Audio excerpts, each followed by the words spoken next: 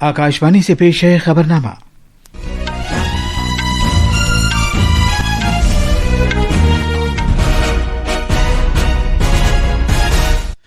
आदाब। खबरनामे के साथ मैं असलम बेग। पहले इस वक्त की खास खबरें। भारत ने पाकिस्तान को 5 विकेट से हराकर एशिया कप क्रिकेट ट्रॉफी 9वीं बार जीत ली है। वजीर आजम नरेंद्र मोदी ने इस जीत को खेल के मैदान में ऑपरेशन सिंदूर की तरह एक फतह करार दिया है। वजीर आजम आज दीनदयाल उपाध्याय मार्ग पर दिल्ली बीजेपी के नए दफ्तर का इफ्तिताह करेंगे। बिहार के लिए आज 7 नई रेलगाड़ियां चलाई जाएंगी। रेलवे के वजीर अश्विनी वैष्णव और बिहार के नायब वजीर आला सम्राट चौधरी पटना जंक्शन से 3 अमृत भारत और 4 मुसाफिर रेलगाड़ियों को झंडी दिखाकर रवाना करेंगे। इंतखाबी कमीशन बिहार असेंबली इंतखाबात और 8 रियासतों में ज़िमनी इंतखाबात के लिए 470 मरकजी मुशाहिदीन तैनात करेगा। और निशानेबाजी में भारत की अनुष्का ठाकुर ने नई दिल्ली में ISSF जूनियर आलमी कप में खवातीन की 50 मीटर राइफल 3 पोजीशन मुकाबले में सोने का तमगा जीता है। अब खबरें तफसील से।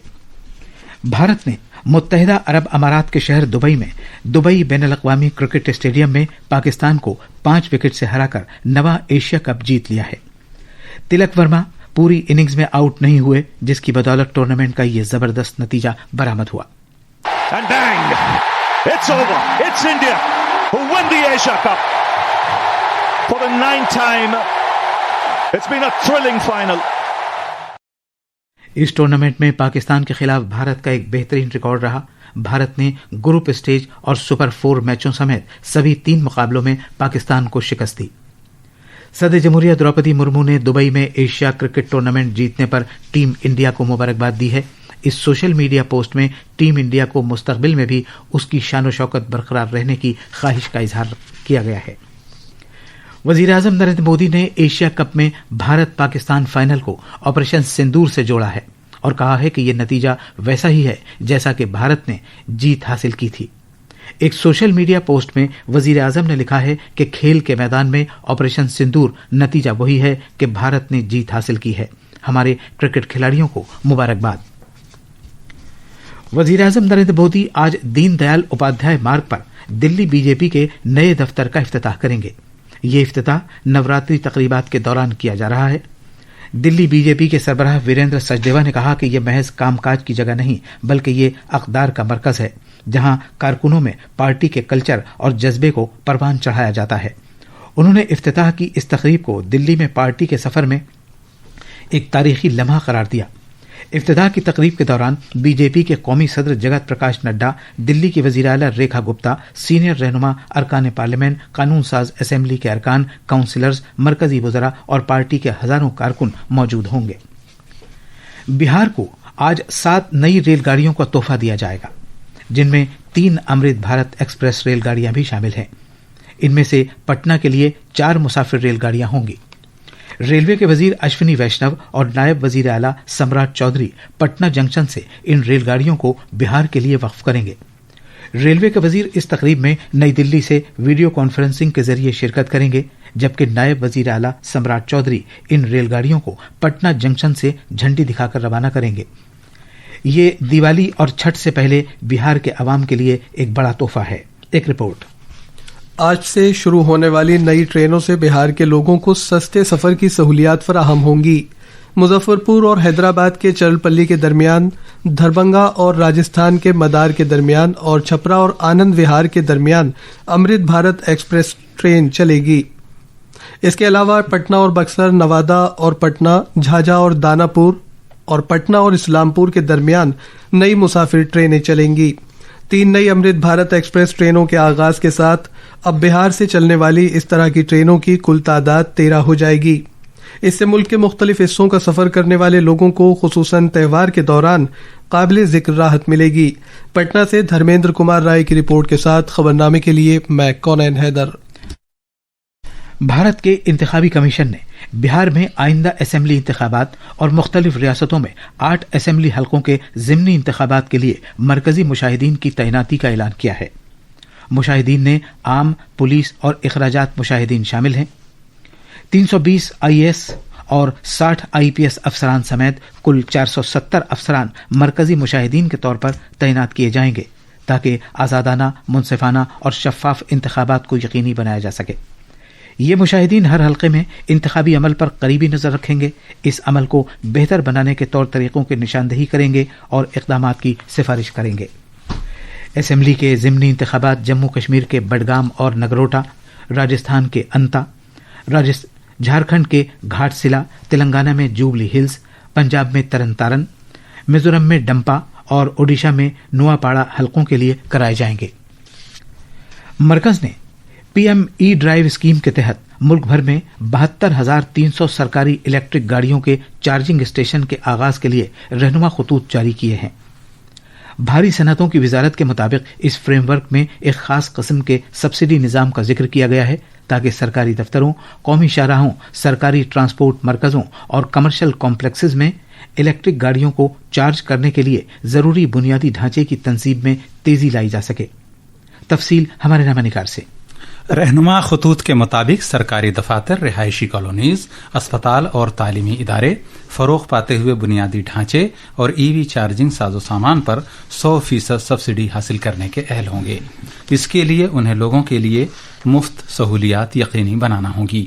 ریلوے اسٹیشن، ایئرپورٹس، بس terminal, metro station, municipal parking مقامات، سرکاری شعبے کی بندرگاہیں، سرکار کے ماتحت آئل کمپنیوں کی ریٹیل آؤٹ لیٹس اور NHAI یا ریاستی حکومتوں کے ذریعے چلائے جانے والے ٹول پلازا کو فروغ پاتے ہوئے بنیادی ڈھانچے کے اخراجات پر 80% اور چارجنگ کے لیے ضروری ساز و سامان کے اخراجات پر 70% سبسڈی ملے گی۔ نیوز ڈیسک کی رپورٹ کے ساتھ خبرنامے کے لیے میں عبد الواحد۔ وزیر اعظم نریندر مودی کی قیادت میں حکومت سیوا اور سشاسن یعنی عوامی خدمات اور اچھی حکمرانی کے منتر کی روشنی میں یکسر تبدیلی اور ترقی کے لیے انتھک کام کرتی رہی ہے۔ آج اس خصوصی سیریز سیوا پرو میں ہم اس بات کا ذکر کر رہے ہیں کہ کیسے مودی حکومت نے PM گتی شکتی قومی ماسٹر پلان کے ذریعے بنیادی ڈھانچے کے فروغ میں انقلاب پیدا کیا ہے۔ PM Gati Shakti master plan سرکاری پروسیس اور اس وزیر اعظم نریندر مودی کی قیادت میں بھارت کے بنیادی ڈھانچے کے منظرنامے میں زبردست تبدیلی آ رہی ہے، جس کے پیچھے PM گتی شکتی اقدام کار فرما ہے، جو ایک ایسا ماسٹر پلان ہے جس کے سبب نئی منزلیں طے کی جا رہی ہیں، کام کاج کی رفتار میں تیزی آ رہی ہے اور بھارت کی ترقی کا تصور حقیقت میں تبدیل ہو رہا ہے۔ وزیر اعظم نریندر مودی کے مطابق گتی شکتی مجموعی حکمرانی کی توسیع ہے۔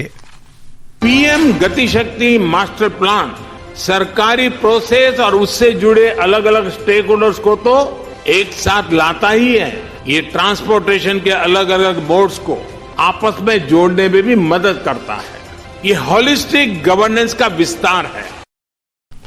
PM گتی شکتی 2021 کو ایک قومی ماسٹر پلان کے طور پر شروع کیا گیا تھا، جس کے ذریعے مختلف وزارتوں اور محکموں کو یکجا کر کے بنیادی ڈھانچے کے فروغ کے عمل کو مربوط بنایا گیا تھا تاکہ پروجیکٹوں پر تال میل اور خوش اسلوبی کے ساتھ عمل درآمد کیا جا سکے۔ ایسا پہلی بار ہے کہ 57 وزارتیں اور 36 ریاستیں و مرکز کے زیر انتظام علاقے کسی واحد ڈیجیٹل پلیٹ فارم پر ایک ساتھ کام کر رہے ہوں۔ جیسا کہ وزیر اعظم نریندر مودی نے کہا تھا کہ ریلوے سے شاہراہوں تک، بندرگاہوں سے ہوائی اڈوں تک، بھارت کے تیزی سے توسیع پانے والے بنیادی ڈھانچے کے نیٹ ورک سے زندگی کی آسانیوں اور خوشحالی کو بڑھاوا مل رہا ہے۔ وزیر اعظم نریندر مودی نے اس یوم آزادی کی اپنی تقریب میں لال قلعے کی فصیل سے اگلے سلسلے کی GST اصلاحات دیوالی تک کر دیے جانے کا اعلان کیا تھا۔ GST کونسل نے 3 ستمبر کو شرحوں کو معقول بنا کر اور کئی شعبوں میں ٹیکس کی شرحوں میں کٹوتی کر کے ان کے اس خواب کو پورا کیا۔ اس طرح شہریوں کی زندگی مزید سہولت آمیز ہو گئی۔ آج ہم نظر ڈال رہے ہیں کہ کیسے ان اصلاحات سے آٹوموبائل شعبے میں لوگوں کو اپنے خواب پورے کرنے میں مدد ملی ہے۔ ایک رپورٹ۔ حکومت نے GST میں اگلے سلسلے کی اصلاحات کے تحت عام شہریوں کو راحت دیتے ہوئے متعدد غذائی اشیاء میں ٹیکسوں میں بھاری کٹوتی کی ہے۔ GST 2.0 کے تحت पिज्जा, ब्रेड, खाखरा और रोटी को मुकम्मल तौर पर टैक्स फ्री कर दिया गया है। इन पर पहले 5% जीएसटी लगाया गया था।